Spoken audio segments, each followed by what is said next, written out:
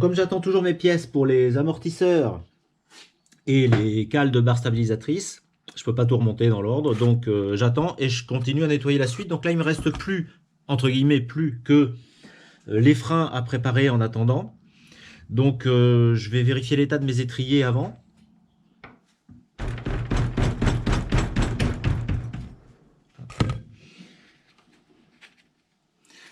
J'ai toujours pas compris pourquoi le contrôleur technique m'avait dit qu'ils étaient pourris, mais flexibles. Hein. C'est curieux, il y a des gens curieux quand même. Hein.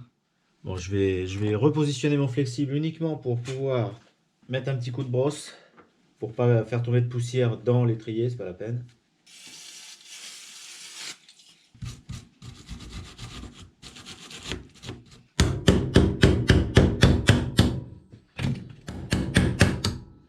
Et donc on voit qu'elles sont en train de sortir.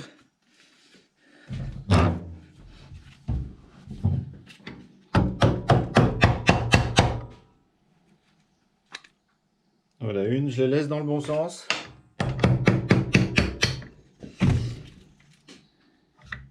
Alors le sens, elles sont pas symétriques. Il y a un petit rebord ici, une collerette avec une rainure, et ça c'est côté plaquette. Bon, ensuite, on tire juste sur les caoutchoucs, si on veut les remplacer. Les miens, ils sont pas abîmés, alors ça m'embête un peu. Bah voilà, ça y est, ils sont abîmés. Alors, j'ai sorti mes colonnettes avec tous les petits joints, donc j'ai nettoyé un petit peu les rainures. Et donc ça se présente comme ça.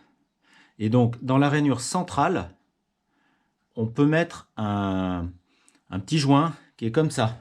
Voilà, donc ça c'est le kit, hein, ça c'est pour le piston. Mais, donc ça c'est les petits caches de colonnettes. Et il y a ça, il y a ces petits joints là, qui rentre pile dans la rainure centrale. Donc là, je vais en mettre un.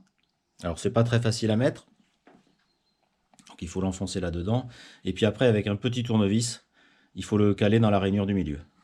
Donc, je l'enfonce à la main. Avec les gants, c'est moyen, mais bon. Ça prend sa place. Voilà, ça y est. Donc ensuite, il faut que je nettoie mes colonnettes.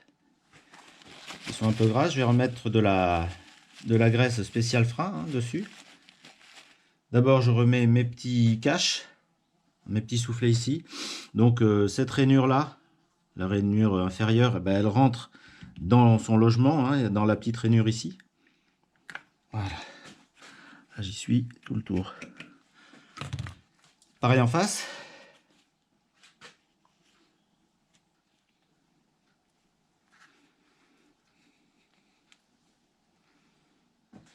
Donc, je la renquille comme ça.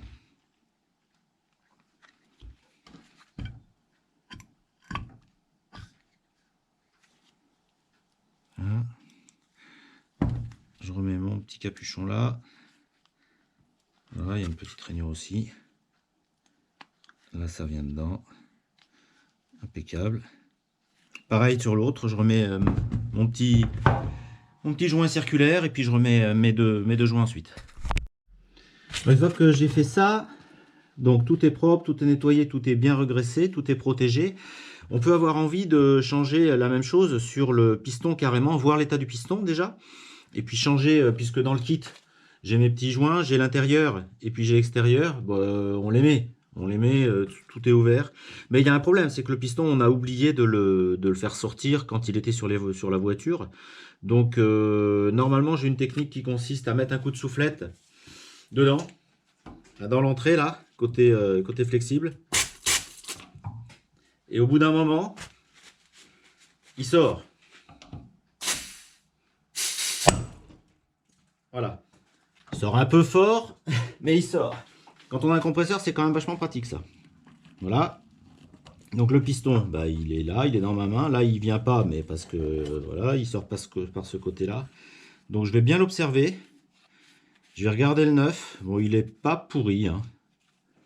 Donc j'enlève mon joint extérieur. On va passer un coup de brosse ici quand même. Dans le fond, c'est pas pourri. J'en vois le petit joint intérieur aussi qu'on va sortir. On va quand même faire un gros rinçage au nettoyant frein. C'est vraiment l'occasion. Donc pour enlever le petit joint intérieur, on prend un petit tournevis. Hein. Il vient tout seul normalement. Voilà. On va tout changer. Donc là, gros nettoyage. Et je reviens. Bon, voilà, mon gros nettoyage est fait. Donc je commence par mettre le joint intérieur dans sa rainure. Donc ça, en général, ça va bien. Voilà. Là, on est bien partout. Ensuite, j'ai le choix entre remettre mon vieux piston, qui est sale et qui est très légèrement marqué, pas beaucoup, mais vraiment très légèrement, et un piston neuf. Bon, je mets un piston neuf. Alors sur mon piston neuf, je vais mettre un petit peu de liquide de frein, puisque ça va permettre de lubrifier le passage du petit joint, là. Donc j'en mets là, tout le tour. Puis je l'enquille à la main, voilà. Si vraiment il ne veut pas venir, il faut bien serrer l'étrier. Et puis normalement, en mettant une barre comme ça, voilà.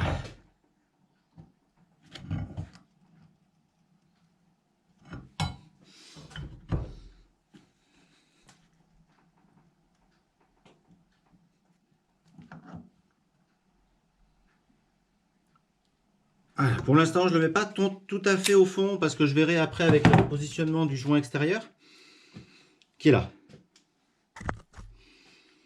Donc ce joint, il a la petite lèvre là qui rentre dedans. Alors il y en a une autour là. Et puis il y en a une à l'intérieur du piston.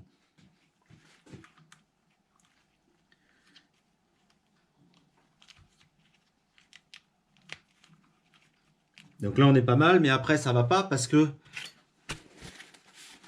il faut que je le repousse évidemment, hein, ici, ça là.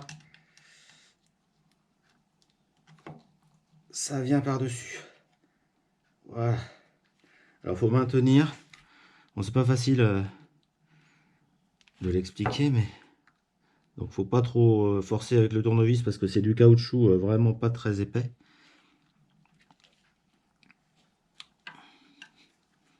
Donc il faut réussir à monter là-haut.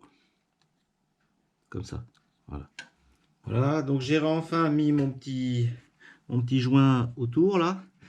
Et puis je vais juste vérifier que c'est bien enquillé. Je vais mettre un tout petit coup de soufflette. Si j'y arrive, c'est par là.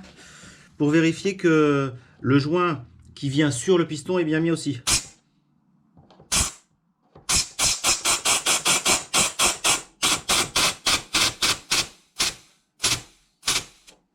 Voilà, donc c'est ça que je voulais vérifier. On est bien dedans là. Ouais, c'est bon. Impeccable. J'ai fini mon étrier. Je remets mon petit capuchon ici sur la vis de purge. Le neuf, c'est livré dans le kit.